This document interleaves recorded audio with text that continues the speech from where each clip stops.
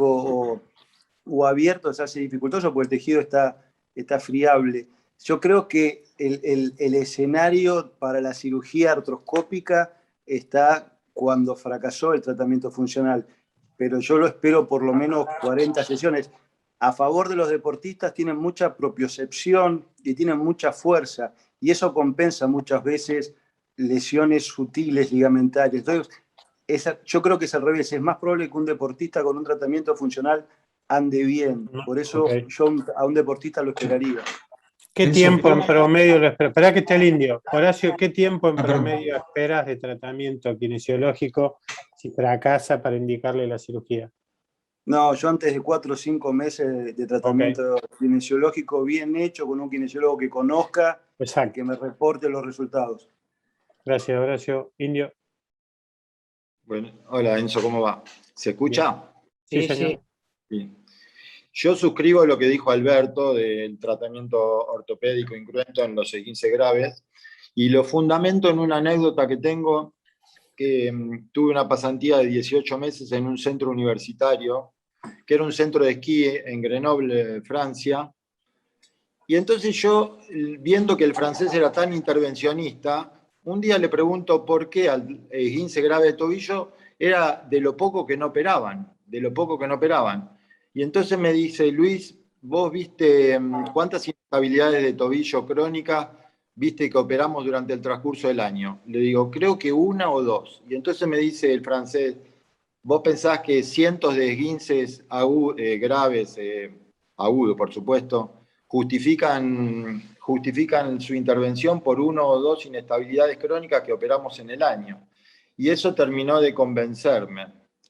Y otra apreciación que a mí me gustaría discutir con el auditorio es la frecuente participación de la subastragalina en este tipo de esguince, factor importante de comorbilidad y de dolor residual crónico. Yo creo que habría que tener un especialista en subastragalina por la frecuente consulta de dolor subastragalino postraumático, inflamatorio, pero en este caso yo creo que es uno de los factores de comorbilidad más frecuentes que vienen después de 3, 4 meses con dolor de tobillo, y resulta ser que el timbre está en el túnel, en el seno del tarso.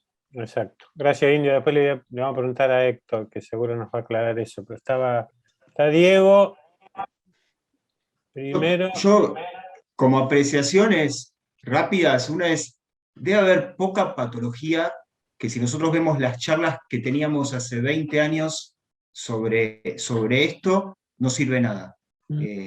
Por ejemplo, si nosotros agarramos una charla de Alux Valgus y nosotros rescatamos un montón de cosas, fracturas de pierna, pero de inestabilidad de tobillo, de lo que se decía, a mí me mandaban a bostezar por guardia a todos los esguinces de tobillo.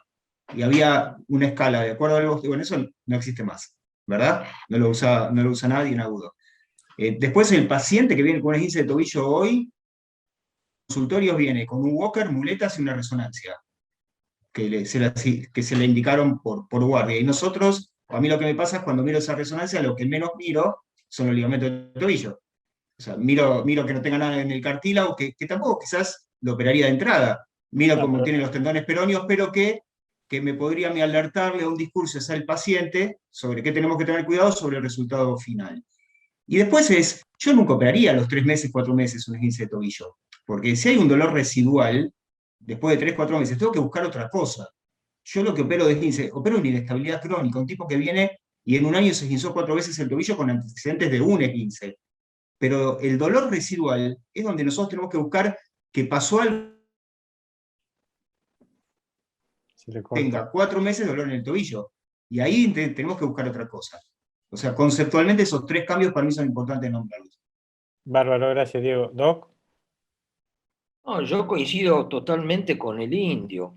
Realmente, si yo tuviese que operar todos los esguinces de tobillo que veo el día lunes de la gente que ha jugado al fútbol el domingo, todas las inestabilidades de tobillo que hay en un equipo, si es Messi, vos te crees que que vos lo vas a parar por una lesión ligamentaria de tobillo, lo vas a operar y le vas a decir, bueno, se va a tomar 3 meses hasta que vuelva a jugar.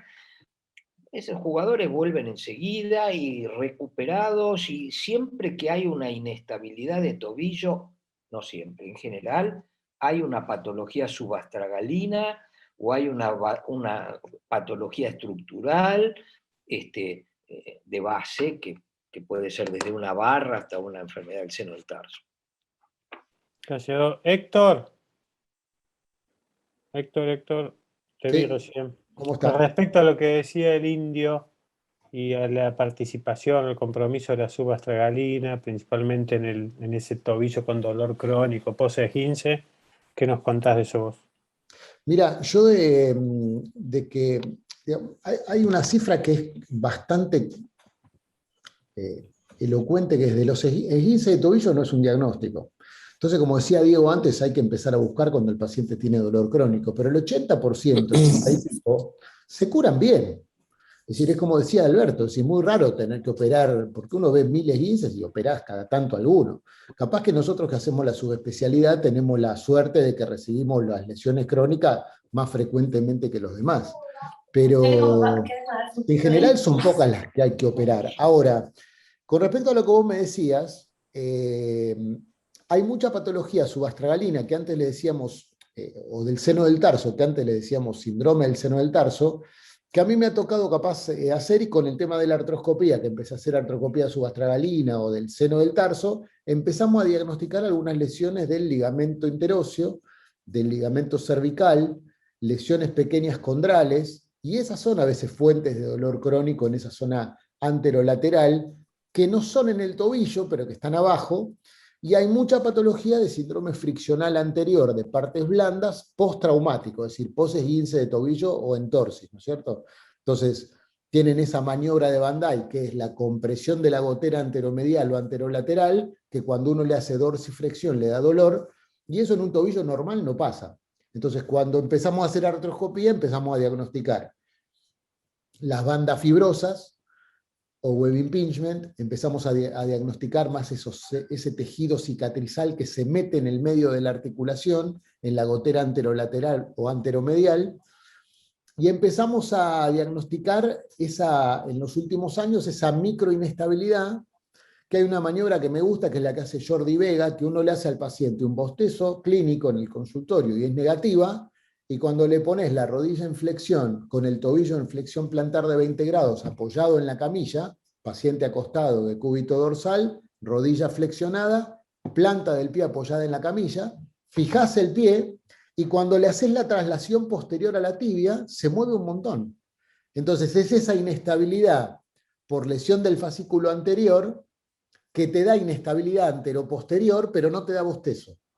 Entonces esos pacientes son pacientes que tienen dolor crónico y que no les termina de mejorar, pero están en ese 20%, volvemos siempre a lo mismo. Exacto. Nosotros porque vemos todos tobillos y nos caen las inestabilidades crónicas para ver qué tienen, pero en la ortopedia general, de 1000 esguinces que ves, y capaz que de 100, 20 tienen algún dolor crónico o inestabilidad. Es como decía Alberto, la mayoría se curan. Le hacen una buena rehabilitación, un estribo, el tipo juega. Así que eso es lo que te puedo comentar de lo que decían hasta ahora.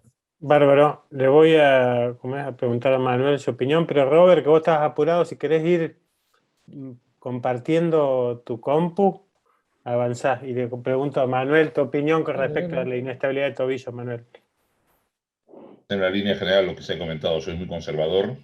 Si hay mucho componente inflamatorio, inmovilizo la primera semana para bajar la inflamación y que no haya demasiado rebote, pero luego hago tratamiento funcional precoz protegido con tobillera estabilizadora, con algún tipo de aparato que sirva para proteger los movimientos laterales sobre todo. Y tenemos también, como comentaba antes Ilio y como comentaba también Alberto, una incidencia muy baja de cirugías en inestabilidad crónica realmente, ¿no?